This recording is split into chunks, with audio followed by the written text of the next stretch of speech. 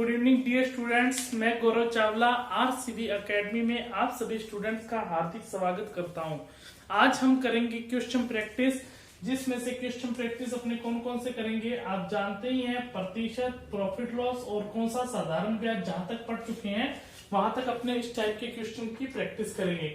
जैसे कि आपके सामने लिखा हुआ है क्वेश्चन पहला, क्या लिखा हुआ है कि 400 लीटर तेल के एक कंटेनर में रिसाव के कारण 8% का नुकसान हुआ। रिसाव मतलब उस कंटेनर के कहीं न कहीं छिद्र होगा या होल होगा, उसकी वजह से तेल क्या है, लीक हो रहा है। उस रिसाव को लीक बोलते हैं, मतलब कि 8% का नुकसान हो गया है, जिसमें कंटेनर में कितना तेल बचा है। देखो 8% का यदि नुकसान हुआ है तो तेल बच कितना गया, 92% बचा। तेल था कितना, 400 लीटर। तो सिंपल क्वेश्चन है, 400 लीटर का क्या निकाल देंगे अपने, 92% निकाल देंगे। और 92% कितना होता है, 368 लीटर। या माइंड में कर सकते थे, क्योंकि 400 का 8% निकालना आसान है। 400 का 8% निकालोगे तो कितना आ जाएगा, 32 लीटर आ जाएगा। अब ये 32 लीटर का नुकसान हुआ है, तो 400 में से जब आप 32 घटाओगे तो आपके पास कितना बच जाएगा, 368 लीटर। यानी कि जो ऑप्शन नंबर कौन सा मिल जाएगा अपने को, बी नंबर ऑप्शन आ जाएगा। समझ में आई है बात, के नहीं समझ में आई है? अच्छे से आपको ये क्वेश्चन समझ में आ गया होगा। बहुत ही आसान क्वेश्चन था ये, 1 नंबर क्वेश्चन। क्लियर है बात? सेकंड नंबर क्वेश्चन कीजिए। आपको समय दे रहा हूं मैं 25 सेकंड का। एक डिब्बे में 100 नीले गोले हैं, 50 लाल गोले हैं और 50 काले गोले हैं। 25% नीले गोले और 50% लाल गोले निकाल लिए गए हैं, तब काले गोलों का प्रतिशत कितना बचा है, ये आपको बताना है। कीजिए।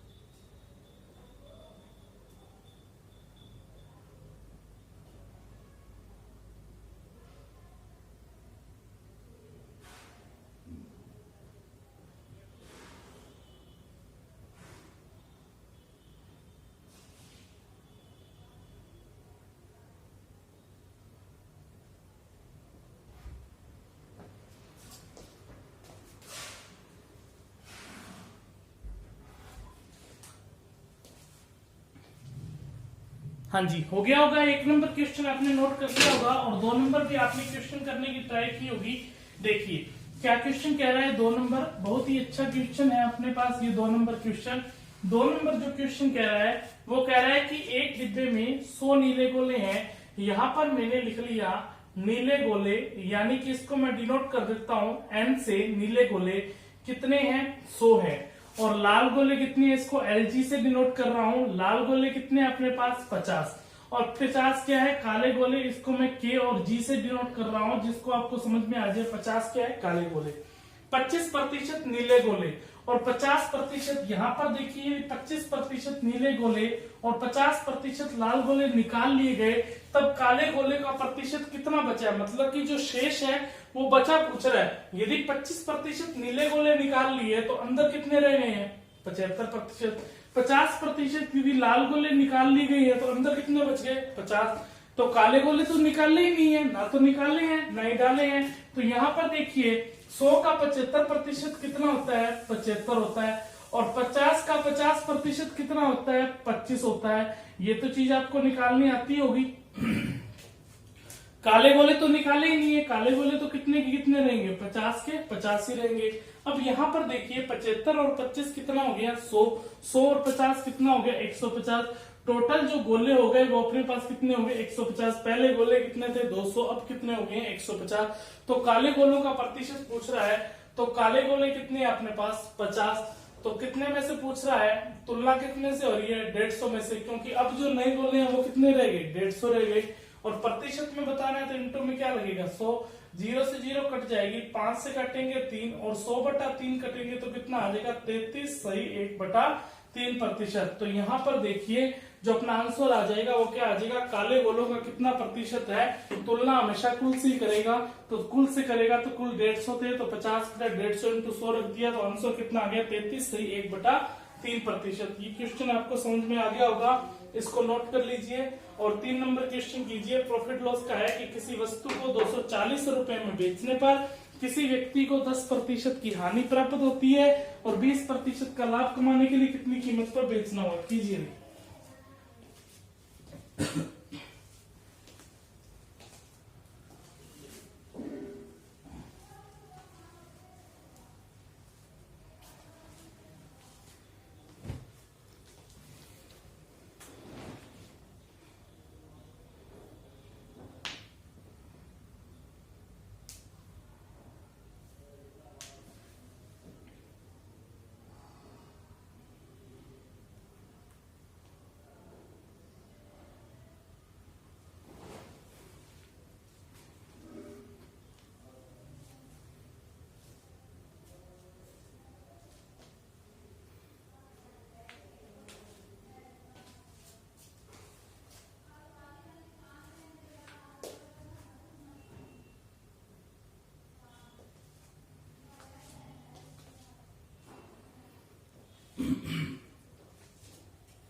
सिंपल क्वेश्चन है 3 नंबर, तो इससे आसान क्वेश्चन क्या होगा, कितनी बार प्रॉफिट लॉस में ऐसा क्वेश्चन करवा चुका हूं मैं। यहां पर देखिए 3 नंबर क्वेश्चन, किसी वस्तु को 240 रुपए में बेचने पर, बेचने का मतलब क्या हुआ, एसपी, और एसपी हमेशा कहाँ रहता है, ऊपर रहता है, ठीक है। एसपी हमेशा ही ऊपर रहता है, सीपी हमेशा नीचे रहता है, यहाँ पर सीपी रख देंगे।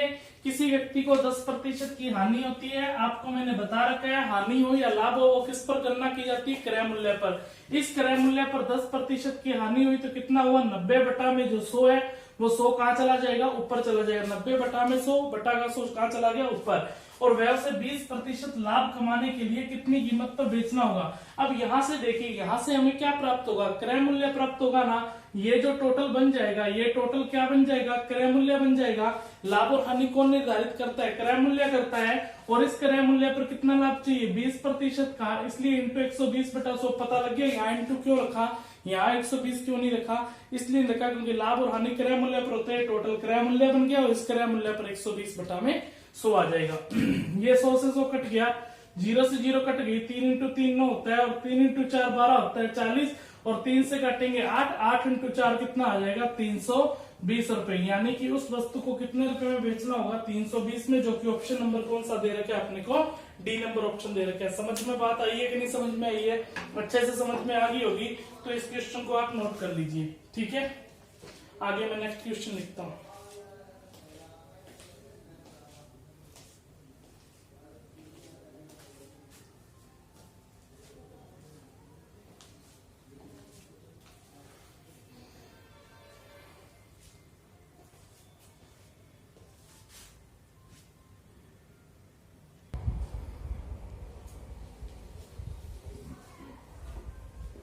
कीजिए भी, 2 क्वेश्चन आपके सामने लिखे हुए हैं। एक व्यक्ति ने 12 वस्तुएं 12 रुपए में खरीदकर 1.25 रुपए प्रति वस्तु के भाव बेच दी, सौदे में उसका प्रतिशत लाभ बताइए। कीजिए भी।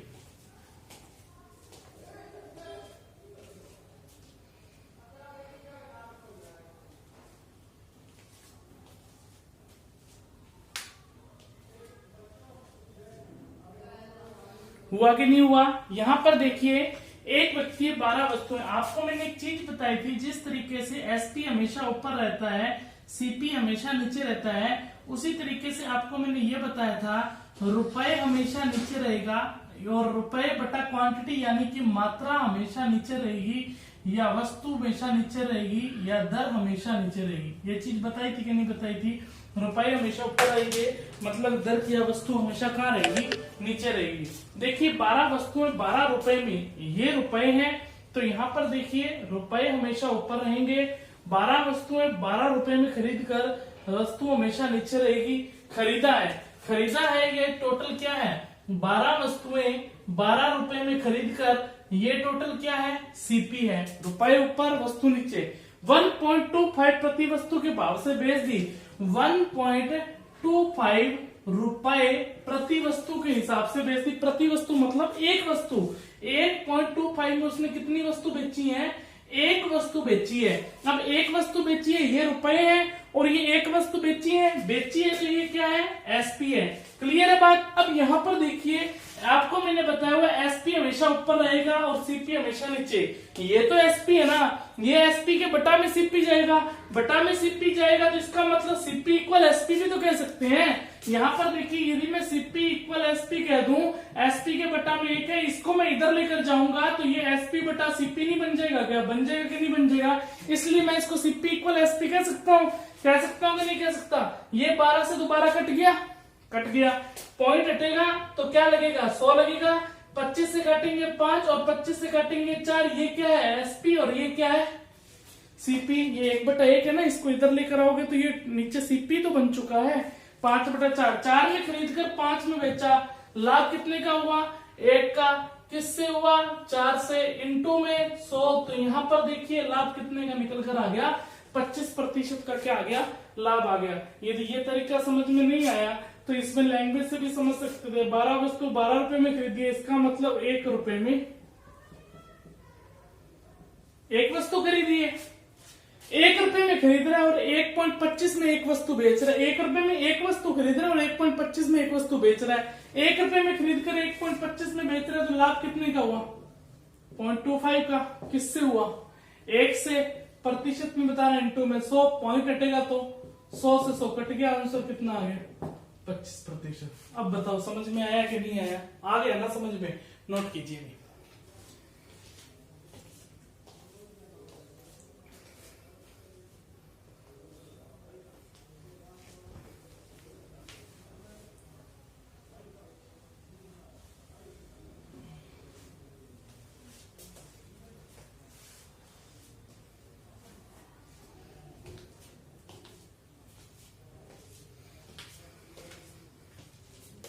5 नंबर क्वेश्चन करके देखिए, साधारण ब्याज का क्वेश्चन है। क्या क्वेश्चन कह रहा है? 5 नंबर क्वेश्चन, ए ने बी को 2500 रुपए तथा उसी समय सी को कुछ राशि 7% वार्षिक साधारण ब्याज की दर से उधार दी है। 4 वर्ष के बाद ए को बी और सी से कुल मिलाकर 1120 रुपए साधारण ब्याज प्राप्त किए हो, तो सी को उधार दी गई राशि ज्ञात कीजिए।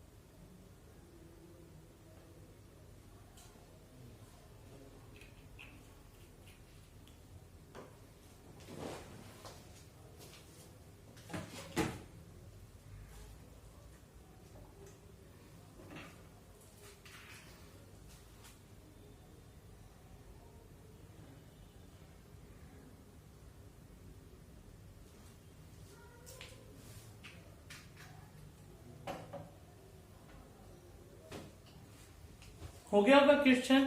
यहां पर देखिए, ए ने बी को 2500 रुपए तथा उसी समय क्या कह रहा है? सी को कुछ राशि क्या है? उधार दी है। अब सी को कुछ राशि उधार दी, हमें ये पता नहीं है। ए ने बी को, ये देखो 3 व्यक्ति है, ए ने किसको? बी को। अब ए ने बी को उधार दे दी, कितने रुपए उधार दे दी? 2500 रुपए। बी ने भी किसको राशि दी गई है? सी को दी है। बी ने सी को, ए ने तो बी को दिया, बी ने सी को दिया, कितनी राशि उधार दी हमें पता नहीं, इस राशि को एक्स मान लिया। 7% वार्षिक साधारण ब्याज की दर से। अब 7% वार्षिक का क्या मतलब हुआ है? यहाँ एग्जामिनर को लिखना चाहिए था, वैसे तो प्रत्येक नहीं लिखा, तो समझना खुद को है कि ए ने भी 7% वार्षिक पर उधार दिया है और बी ने भी 7%, मतलब दोनों के लिए जब दर अलग अलग नहीं दी गई, इसका मतलब दोनों के लिए दर समान है। ये बात आपको खुद समझनी होगी। ए ने बी को 7, ए ने जो बी को दिया है इसने भी 7% वार्षिक पर दिया है और इसने भी कितना दिया है 7% वार्षिक साधारण ब्याज की दर से उधार दिया 4 वर्ष बाद। इसके लिए भी टाइम कितना है 4 वर्ष और इसके लिए भी टाइम कितना है 4 वर्ष। अब ए को बी और सी से कुल मिलाकर 1120 रुपए साधारण ब्याज प्राप्त हुए हैं। किसको ए ने बी को 2500 रुपए तथा यहाँ पर देखिए उसी समय सी को मतलब ये मतलब हुआ कि बी ने उधार नहीं दिया है, उसी समय सी को ए ने उधार दिया है। ये समझना बात को, थोड़ी सी यहाँ मिस्टेक कर दी, दोबारा समझना। ए ने बी को 2500 रुपए उधार दिया, ये बात लिख चुके हैं, और उसी समय सी को भी उधार दिया। सी को किसने उधार दिया? ए ने उधार दिया है। किसको? सी को दिया है। कितने रुपए उधार दिया है पता नहीं, इसलिए क्या मान लिया? एक्स मान लिया। अब यहाँ पर दोनों की दर तो और समय बराबर हो गई, ये बात कर चुके हैं। ए को बी और सी से कुल मिलाकर ब्याज कितना प्राप्त हुआ है? 1120 रुपए। ये 1120 रुपए क्या है? ब्याज है। अब ब्याज कैसे प्राप्त होगा? ए को कैसे प्राप्त होगा? यहां पर सोच के देखिए, ए ने बी को जब राशि दी है तो इसका मतलब P into R into T बटा में 100, ये बी के लिए ब्याज लगेगा। प्लस में फिर P into R into T बटा में 100, ये सी के लिए ब्याज लगेगा। अब ए ने बी से यहां पर ब्याज लिया और ए ने सी से यहां पर ब्याज लिया और टोटल ब्याज कितना मिल गया? 1120 रुपए। क्वेश्चन समझ में आया कि नहीं समझ में आया? ये बात किस किस को समझ में आ गई? देखिए मेरी बात को दोबारा समझना। ए ने बी को उधार दिया है, साधारण ब्याज है। साधारण ब्याज का फॉर्मूला तो यही होता है ना, P into R into T बटा 100, P into R into T बटा 100। अब यहाँ पर इसी चीज को मैं नीचे लिख रहा हूँ। इसके लिए तो इसने P दे रखा है, कितना P दे रखा है? 2500 रुपए दे रखा है। आर कितनी दी है? 7%। टाइम कितना है? 4 और बटा में 100। और यहाँ पर इसने P दे नहीं रखा, यहाँ पर क्या है? इसने P दे नहीं रखा, दूसरे के लिए X माना है या P मान लो, एक ही बात है। P इंटू दर कितनी है? 7, टाइम कितना है? 4 बटा में 100 और इक्वल में कितना है? 1120। क्वेश्चन को ध्यान से समझ लेना, बहुत बढ़िया क्वेश्चन है। अब यहाँ पर देखो 2 जीरो से 2 जीरो कट गई, 25 इंटू 4 100 होता है। 100 इंटू 7 कितना हो गया? 700। कैलकुलेशन बचा है। 7 इंटू 4 कितना हो गया? 28P बटा में कितना हो गया? 100 और इक्वल में कितना हो गया? 1120। अब ये 700 प्लस क्या जब इधर जाएगा तो माइनस का हो जाएगा। 1120 में से 700 घटा दोगे तो 420 बच जाएगा और इक्वल में यहाँ पर कितना आ गया? 28P बटा में कितना आ गया? 100। 14 से काटोगे 2 आएगा और 14 से काटो कितना आएगा? 30 आएगा। 2 से काटेंगे 15 आएगा और 15 इंटू 100 कितना आ जाएगा? 1500। समझ में आई है बात के नहीं समझ में आई है? तो P का जो मान निकल कर आ गया वो P का मान कितना निकल कर आ गया? 1500। तो यहाँ पर इसका मतलब उधार दी गई राशि कितनी है अपने पास? 1500। यदि अपने R इंटू टी से करें, R इंटू टी से करोगे तो R इंटू टी से थोड़ा सा क्या है कि यहाँ पर समझना मुश्किल हो जाता है, इसलिए क्योंकि यहाँ पर भी 7 इंटू 4 28 बनेगा और यहाँ पर भी 7 इंटू 4 क्या बनेगा? 28 बनेगा। अब यहाँ पर देखिए, यहाँ पर मूलधन दे रखा है, यहाँ पर मूलधन नहीं दिया गया होता। यदि मूलधन दिया गया होता तो कोई दिक्कत नहीं थी, इसलिए मैंने आपको सिर्फ बेसिक तरीका बताया। बेसिक तरीका ही मान के चलना इस क्वेश्चन में, अपने सिंपल तरीके से ही करना। सिंपल तरीके से करोगे तभी क्या है? बेस्ट रहेगा। ठीक है, नोट कर लीजिए। मैं आपको तरीका वही बताता हूं जो आपको दिमाग में समझ भी तो आना चाहिए कि क्वेश्चन रियल में कर कैसे रहे हैं।